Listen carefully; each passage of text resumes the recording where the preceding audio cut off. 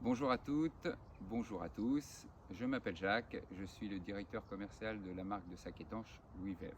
Et justement, nous allons donc évoquer ce qui concourt à l'étanchéité d'un sac.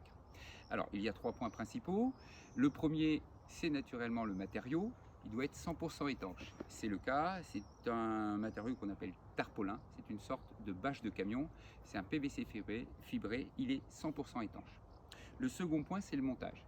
Jamais de couture sur un sac étanche. À partir du moment où on trouve le sac, on perce le sac, il n'est pas étanche. Donc on favorise la thermosoudure, ce qui est une fusion entre deux matières. Il y en a ici sur toute la longueur du sac et vous l'avez sur le cercle au fond du sac. Il y a aussi les coutures. Alors il faut en parler parce que je l'ai dit et je l'ai évoqué, on ne peut pas coudre, mais il faut quand même attacher les sangles. Donc ça se fait en amont sur un empiècement qu'on voit ici apparaître. Donc la couture est faite en amont et l'empiècement est thermosoudé sur le corps du sac. On peut donc considérer que du bas du sac jusqu'en haut ici, tout est étanche à 100%. On va donc aborder le troisième point, le principal, c'est la fermeture. Il n'y a ni fermeture éclair, ni scratch, ce n'est pas assez étanche. Donc historiquement, on parle de fermeture à enroulement.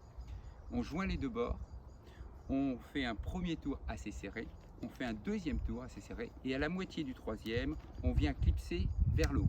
Ça fait office de poignée. Et vous l'avez compris, ici, même s'il y a des pluies abondantes, même si vous êtes en bateau, qu'il y a des vagues, du sable, de la poussière, de la neige, en aucun cas, le liquide ne peut rentrer. Il ne fera jamais 3 tours pour rentrer dans le sac. Tout ce qui est à l'intérieur est protégé à 100%. Il demeure quand même un cas dans lequel l'eau pourra rentrer, c'est dans le cas où le sac est sous l'eau de manière prolongée. À ce moment-là, il y a la force, ce qui s'appelle la pression, et qui amènera l'eau petit à petit à rentrer dans le sac.